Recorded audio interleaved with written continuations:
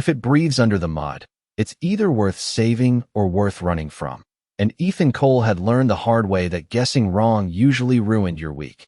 The mining outpost stretched for nearly half a mile along the ridge, all rusted platforms and humming pumps that complained louder than the workers did, which was saying something, and Ethan stood ankle-deep in gray sludge, hosing down a filtration unit that refused to respect basic physics, watching the thick runoff slide toward the drainage trench like it had somewhere better to be, when the mud twitched, not metaphorically, not in the way tired brains imagine patterns, but actually moved, a subtle shift like something underneath had just decided it wasn't done yet.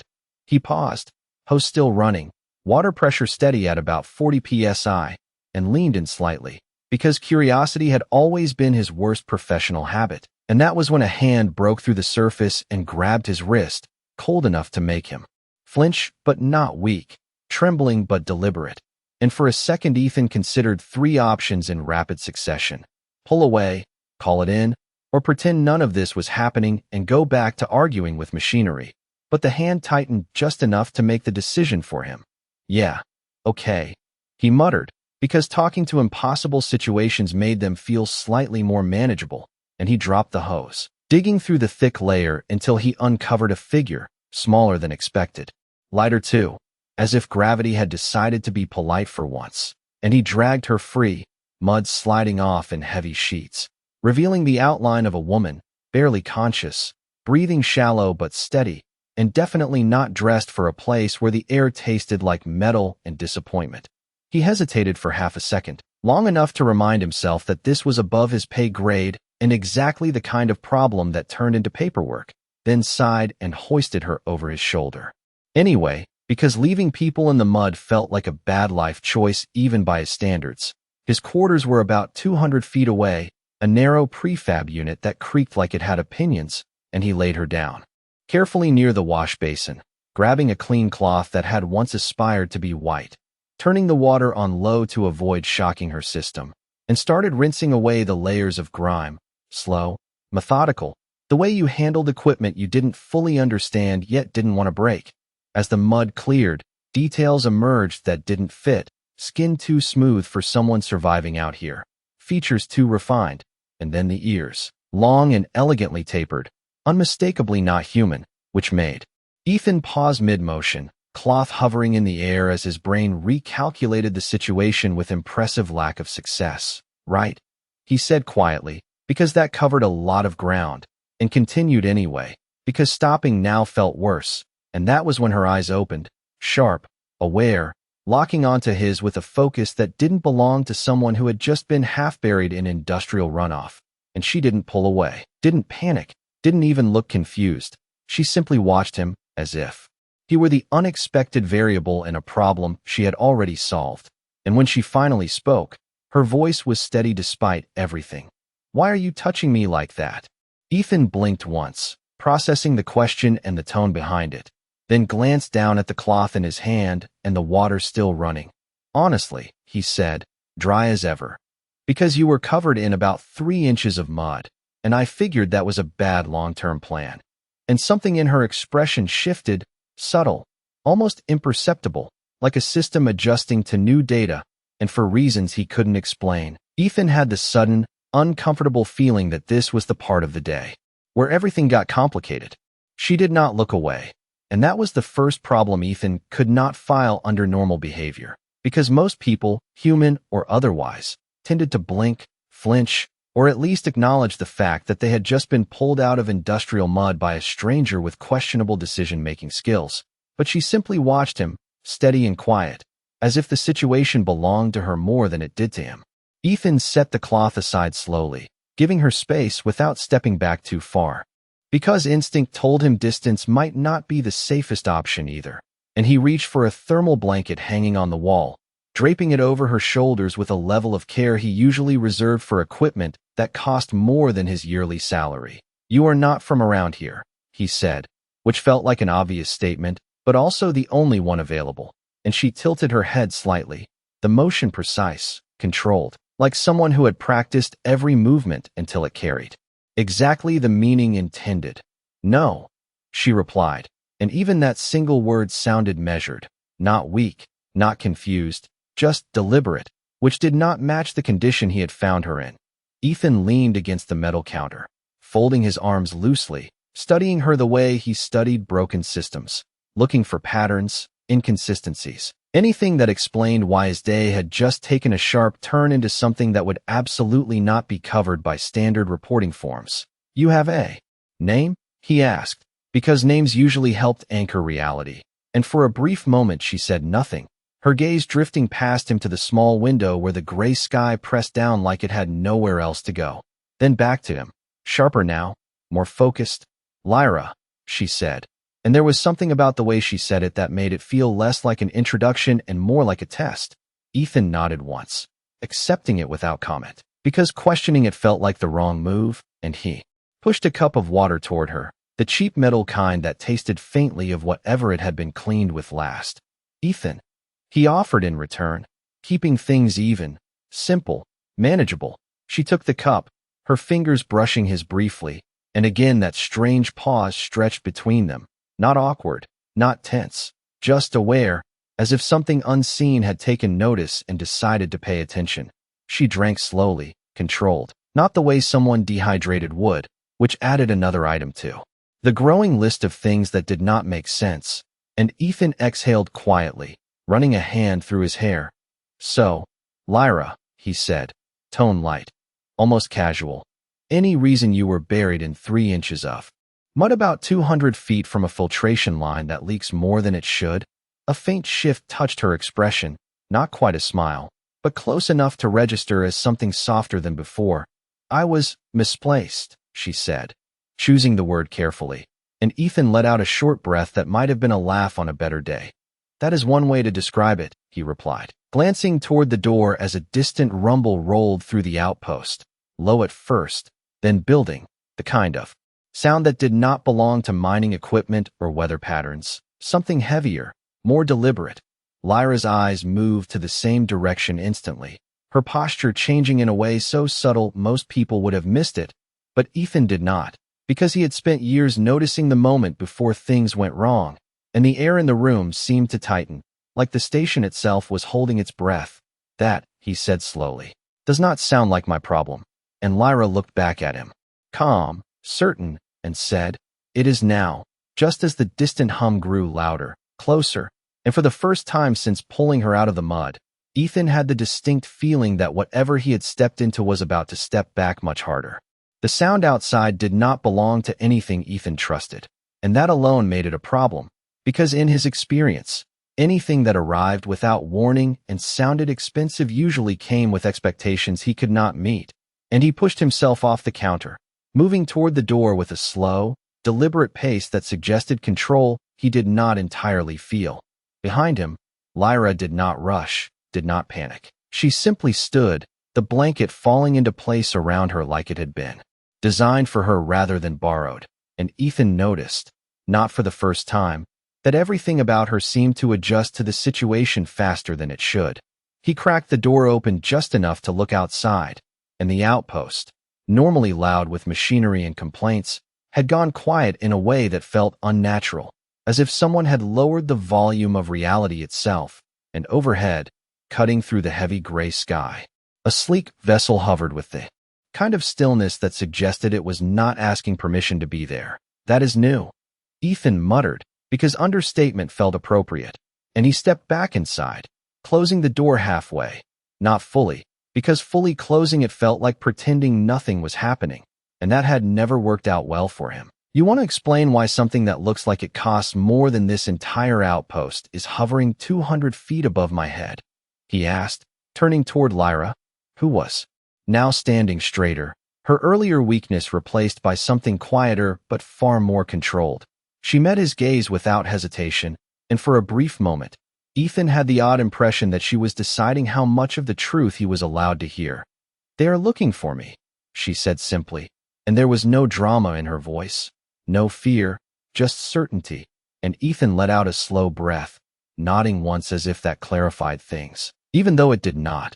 "Of course they are," he replied, because the alternative was asking more questions he was not sure he wanted answers to. The low hum outside shifted, deeper now, closer, and shadows moved across the narrow window as smaller crafts detached and descended with precise coordination, the kind that came from training, discipline, and a complete lack of tolerance for mistakes. Ethan ran a hand over his face, already calculating outcomes, none of them particularly encouraging, and glanced back at Lyra. "All right," he said, tone steady. "If they are looking for you, I assume you did not just wander off and fall into a mud pit for recreational purposes."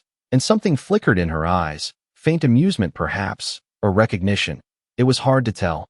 "No," she said, and stepped closer, close enough that Ethan could see the fine details he had missed before, subtle markings near the edge of her ears, almost like patterns woven into her skin, precise, intentional, and definitely not decorative in the casual sense. "Then, we have a situation," Ethan continued, because stating the obvious helped him think, "and I would very much like to know if I am about to be thanked, ignored, or arrested for being helpful."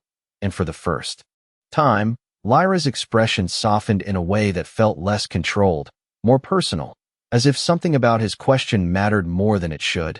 "You are not in danger from me," she said quietly, and while that was reassuring on a technical level, it did nothing to address the growing presence outside, the sound of boots on metal, measured, synchronized, approaching. Ethan glanced toward the door again as a sharp knock echoed through the small room, precise and confident, not demanding entry so much as announcing inevitability, and he looked back at Lyra, raising one eyebrow slightly. "I am guessing that is for you," he said, and she held his gaze for a fraction longer than necessary before answering.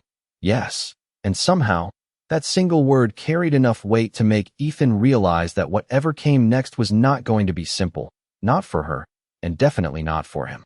The knock came again, exactly the same as before, precise enough to suggest that whoever stood on the other side already knew how this would end, and Ethan took a slow breath, glancing once more at Lyra as if confirming that this was, in fact, real and not the result of inhaling too much recycled air from faulty filters.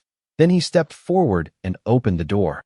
The corridor outside his quarters, usually cluttered with crates and half-interested workers, had cleared completely, as if the outpost itself had decided to make space for something more important. And standing there were three figures in uniforms that did not belong to any system Ethan had ever worked in, their armor smooth, almost reflective, shaped with a kind of elegance that suggested it was designed as much for presence as for function, and they did not push forward or demand entry. They simply looked past him into the room, their attention settling on Lyra with immediate, unmistakable recognition.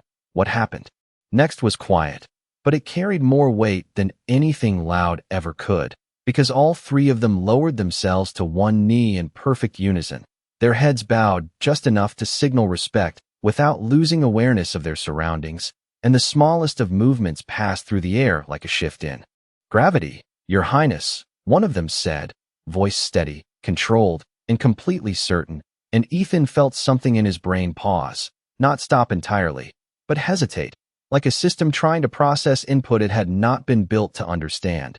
He did not turn immediately, because turning felt like admitting something he was not ready to admit, but he did anyway, slowly, just enough to see Lyra standing behind him, the blanket still draped over her shoulders, her posture unchanged, her expression calm, and yet everything about her felt different now, not because she had changed, but because the context around her had finally caught up. "Right," Ethan said under his breath, because it was either that or remain completely silent, and he had never been particularly good at silence. The soldiers remained where they were, waiting, not for permission exactly, but for acknowledgement, and Lyra stepped forward with a measured pace, stopping just short of the doorway, her gaze moving briefly to Ethan before returning to the figures kneeling before her. "You took longer than expected," she said, her tone even, carrying no accusation, only observation, and the one who had spoken earlier inclined his head slightly lower. "We encountered interference, Your Highness," he replied, and even that explanation sounded like it had been filtered through layers of discipline and restraint. Ethan shifted his weight, aware now of every detail in the room, the distance between himself and the door, the proximity of people who clearly did not belong in his daily routine, and most importantly, The fact that he had spent the last several minutes washing mud off someone who was currently being addressed like the center of an entire system. So, he said, because speaking still seemed like the best available option. Just to clarify, when you said they were looking for you, you meant this. And he gestured lightly toward the scene in front of him, the kneeling figures, the silent corridor beyond, the ship hovering somewhere above like a patient decision. Lyra glanced at him again, and this time there was something different in her eyes, not distance, not authority alone, but something more complicated, something that did not quite fit the situation. Yes, she said simply, and Ethan nodded once, processing that in the same way he processed everything else, by not overreacting immediately. The soldier nearest the door shifted slightly, his gaze finally moving to Ethan, not hostile, not welcoming, just assessing, and for a brief moment, the room seemed to narrow around that single point of attention. Identify yourself, he said, not sharply, but with the kind of quiet expectation that assumed an answer would be given. Ethan considered the question, then shrugged faintly. Ethan Cole, he replied, tone neutral. Maintenance technician, part-time problem solver, apparently full-time participant in whatever this is. And a faint ripple of something passed through the soldiers. Not quite confusion, not quite reaction, just a subtle adjustment to unexpected data. Lyra watched him for a second longer, then spoke again, her voice calm, but carrying a weight that shifted everything in the room without raising its volume. He is with me, she said, and the effect was immediate, not dramatic, not loud, but absolute, because the soldiers did not question it, did not hesitate. They simply accepted it as fact, and Ethan, standing in the doorway of his small, unimpressive quarters, realized that whatever line had existed between his life and hers had just been erased without his permission. For a moment, nothing moved, not the soldiers, not Lyra, not even the faint hum of the outpost systems that usually filled every silence. And Ethan had the distinct impression that reality had paused just long enough to see what he would do next. He shifted slightly in the doorway, aware that every calculation he had ever relied on was now operating with incomplete data, and that was never a comfortable position to be in. All right, he said slowly, because speaking still felt like the most reasonable option available. When someone says he is with me in that tone, I am assuming that comes with implications. And one of the soldiers lifted his gaze just enough to acknowledge the statement, though his posture remained lowered, respectful, unmoving. It does, he replied. And there was no emphasis in his voice, no attempt to explain further, just a simple confirmation that managed to carry more weight than a detailed briefing ever could. Ethan nodded once, absorbing that, then glanced back at Lyra, who was still watching him with that same steady focus, as if his reaction mattered in a way that did not align with the rest of the situation. Good to know, he muttered, because it was either that or start asking questions that would not have answers he could use. Outside, more figures had gathered at a distance, not crowding, not interfering, but present in a way that suggested this moment extended beyond the small space of his quarters, and Ethan noticed how carefully they positioned themselves, maintaining lines of sight, leaving clear paths, everything structured around Lyra without a single direct instruction. We need to return, Your Highness, the lead soldier said after a measured pause, his tone unchanged, respectful but firm, like someone stating a fact rather than making a request. Lyra did not answer immediately, and that hesitation, brief as it was, shifted the air again, because the soldiers did not move, did not prompt. They simply waited, and Ethan found himself watching her instead of them, trying to understand what exactly he had stepped into. You can walk, he said quietly, not as a command, not even as a suggestion, just an observation. And Lyra's gaze flickered toward him, something softer passing through her expression before it settled again into that composed calm. Yes, she said. And then, after a fraction of a second that felt longer than it should have, she added, But I will not go alone. And the words were simple, but the effect was immediate, because the soldiers did not question it, did not even show surprise. They simply adjusted, the smallest shift in posture indicating acceptance.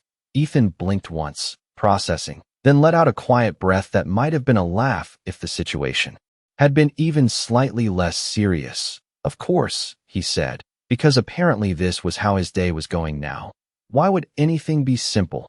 And he pushed himself away from the doorway, stepping back into the room just long enough to grab his jacket from the back of a chair, shrugging it on with practiced ease. "You are leaving?" one of the soldiers asked, not sharply, but with a level of attention that suggested this detail mattered more than his name had.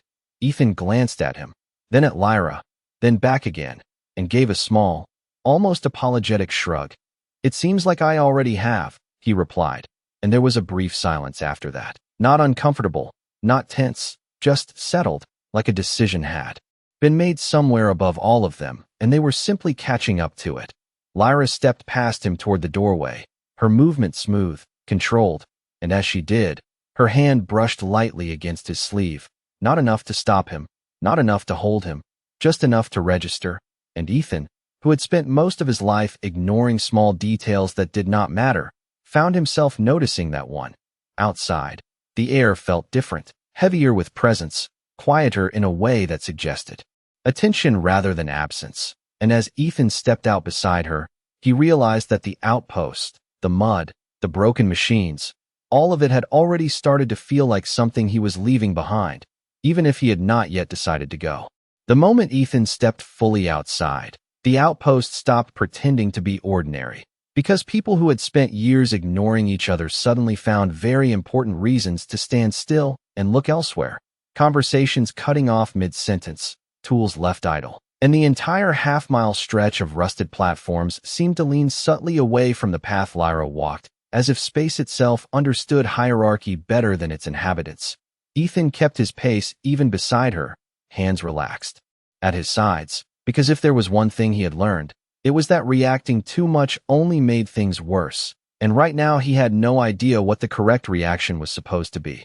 The soldiers moved with them, not crowding, not guiding, but forming a quiet perimeter that adjusted with every step, precise to the inch, leaving just enough room for Ethan to remain exactly where Lyra had placed him without question, overhead.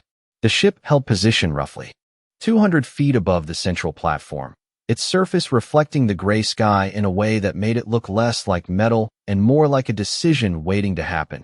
And as they approached the open lift that led to the main landing deck, Ethan glanced sideways at Lyra. "So," he said under his breath, careful to keep his tone light, "just to update my understanding, I helped someone out of the mud, and now I am apparently leaving the planet with a royal escort." And for a brief second, something almost like amusement touched her expression, subtle enough that anyone else might have missed it. "That is an accurate summary," she replied, her voice calm, unaffected, as if this sequence of events required no further explanation. Ethan nodded once, accepting that, because arguing with reality felt inefficient at this point, and the lift platform rose smoothly beneath their feet, carrying them upward with a quiet hum that suggested engineering far beyond anything the outpost could afford. As they reached the landing deck, the scale of the situation became impossible to ignore, the ship above resolving into details that made Ethan's previous assumptions feel optimistic at best, its surface seamless, its structure elegant in a way that implied design without compromise, and lined along the deck were more of the same soldiers, each positioned with identical precision, their attention fixed not on Ethan, not even on the surroundings, but entirely on Lyra. When she stepped forward, they lowered their heads in unison, a silent acknowledgement that traveled across the platform like a ripple through still water, and Ethan, who had spent most of his life being unnoticed, found himself standing at the center of something that refused to ignore him. He slowed slightly, just enough to let Lyra move half a step ahead, not out of deference exactly, but because the space around her seemed to expect it, and he was not interested in testing expectations he did not understand. "One question," he said quietly, his voice steady despite everything. "When this is over, do I get to go back to fixing machines that hate me? Or is that no longer part of the plan?" And Lyra stopped at the base of the boarding ramp, turning to face him fully for the first time since they had left the room, her gaze steady, thoughtful in a way that suggested she was considering more than just his question. For a moment, the entire deck seemed to wait with her, the soldiers still, the air quiet, the ship above holding its position as if time itself had agreed to pause.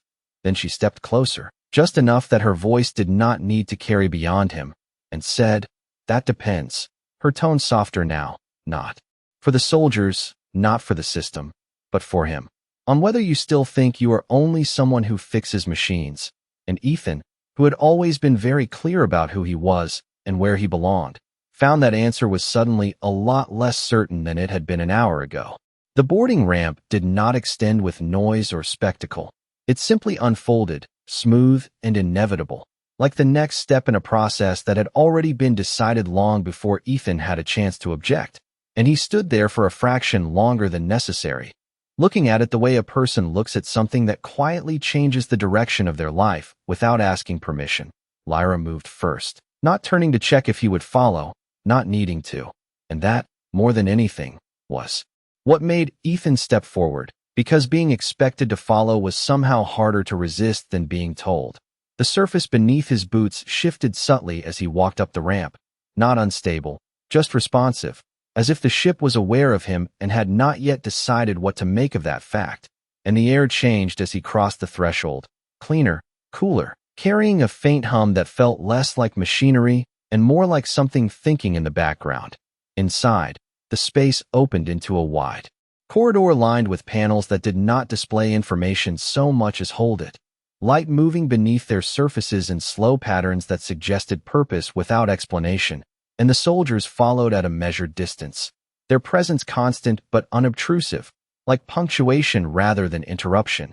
Ethan glanced around once, taking it in with the same quiet attention he gave to unfamiliar systems, noting the lack of visible seams, the absence of anything that looked like it could break easily, and the uncomfortable realization that this place did not seem built with failure in mind.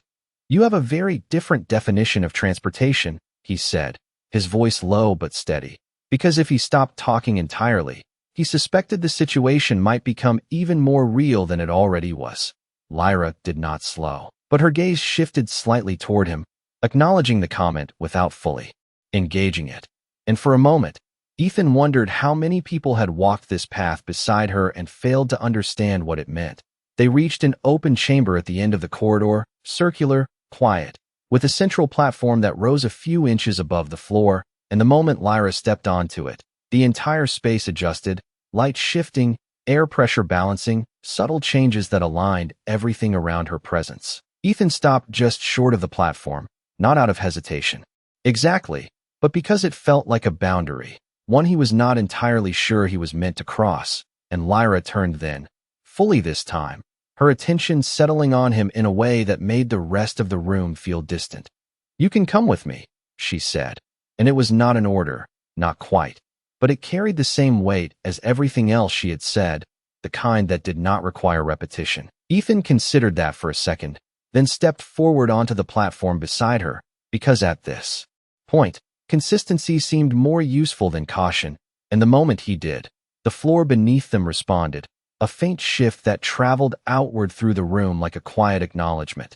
Something in the surrounding panels flickered, not dramatically, just enough to register, and one of the soldiers, still positioned at the edge of the chamber, tilted his head slightly, as if noting a detail that did not match expectation. Ethan noticed that, because he noticed everything when he did not understand what was happening, and he glanced down briefly at the platform, then back at Lyra.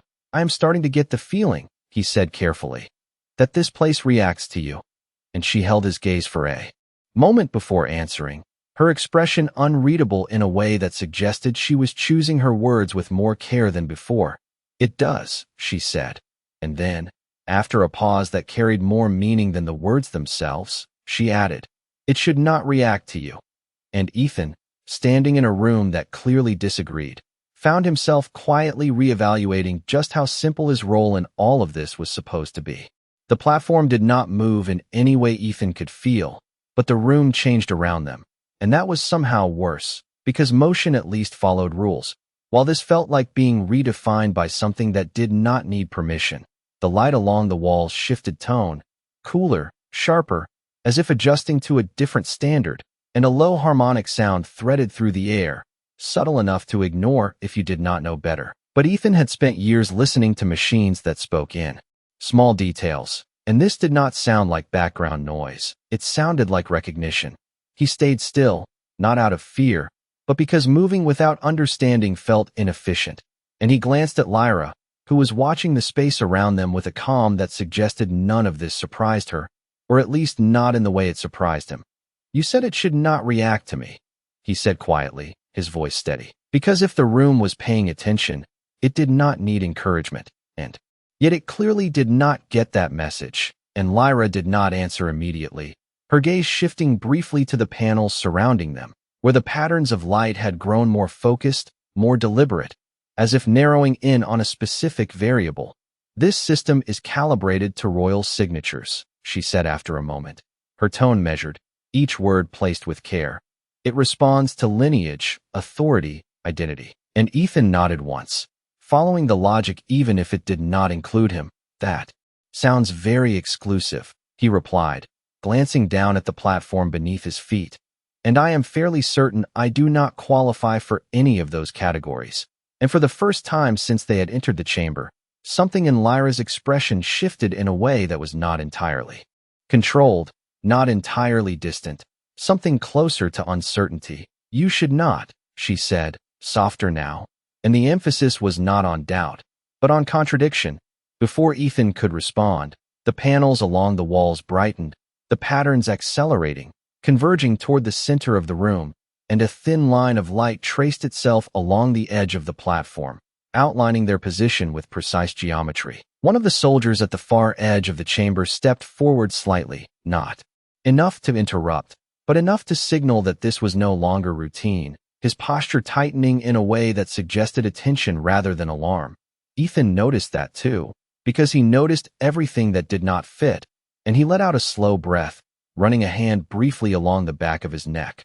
"All right," he said under his breath, more to himself than to anyone else. "This is officially above my clearance level." And the room seemed to respond again, not louder, not more dramatic, just more certain, as if confirming his presence rather than questioning it.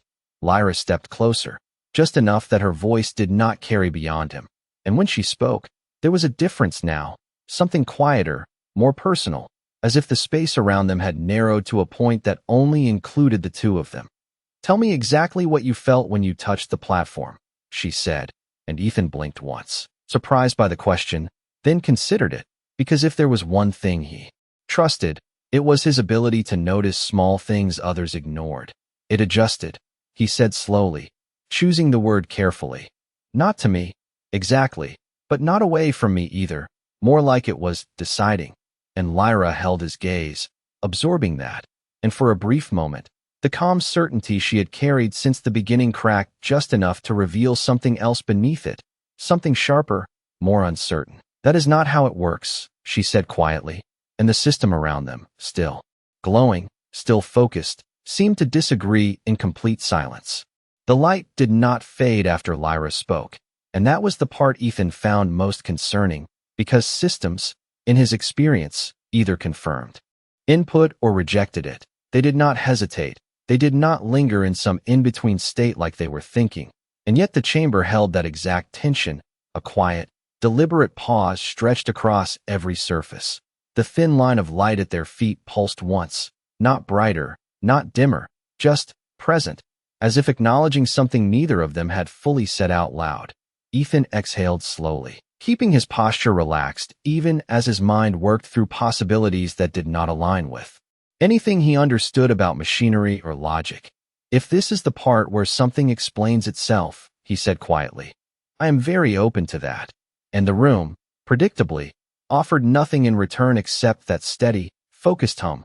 Lyra did not look away from him now, her attention no longer divided between the system and the situation, but fixed entirely on him, and there was something new in her gaze, not authority, not distance, but a kind of careful evaluation, like she was seeing a version of him that had not been visible before. "This system does not hesitate," she said, her voice low, controlled, but carrying an edge of something she had not allowed before. "It identifies or it rejects." And Ethan nodded once, because that matched his understanding of how things were supposed to work. "Then it is doing neither," he replied, glancing briefly at the surrounding panels where the patterns of light continued their slow, deliberate movement. "Which means either it is broken, or I am." And for a fraction of a second, The corner of Lyra's mouth shifted, not quite a smile, but close enough to register as something softer than everything else that had passed between them. "You are not broken," she said, and the certainty in her voice did not feel like reassurance. It felt like a statement of fact. Before Ethan could respond, the platform beneath them emitted a faint vibration, not enough to unbalance, just enough to signal change, and the line of light at their feet expanded, tracing a wider circle that now included both of them completely, no longer outlining position but defining presence. One of the soldiers stepped forward again, this time more deliberately, his gaze fixed on the display as if trying to interpret something that did not fit protocol. And for the first time, there was a subtle shift in his composure, not fear, not alarm, but recognition of something unexpected. "Your Highness," he said carefully, "the system is attempting to synchronize," and the word hung in the air longer than it should have, because it did not belong in this context, not for someone like Ethan. Lyra's eyes flicked toward the soldier for only a moment before returning to Ethan, and whatever calculation she had been making seemed to reach a conclusion. She stepped closer, closing the small distance between them, her voice lowering just enough that it no longer belonged to the room, only to him. "This system binds to royal lineage," she said, each word precise, deliberate. "It should recognize me alone." And Ethan met her gaze, steady despite everything. Because if there was one thing he refused to do, it was pretend to understand something he did not. "And yet," he said, glancing down at the light surrounding them, "it seems to think we are a package deal." And that, finally, broke something in the silence, not in the system, not in the room, but in the space between them, because Lyra did not correct him, did not dismiss the idea. She simply held his gaze, and for the first time since he had pulled her out of the mud, there was no distance at all in it. The light pulsed once more, steady, certain, and somewhere deep within the ship, something older. Then the systems Ethan understood shifted into alignment, as if a decision had been made that neither of them had been asked to make, and the realization settled quietly into place that whatever this was, it had already begun long before either of them noticed.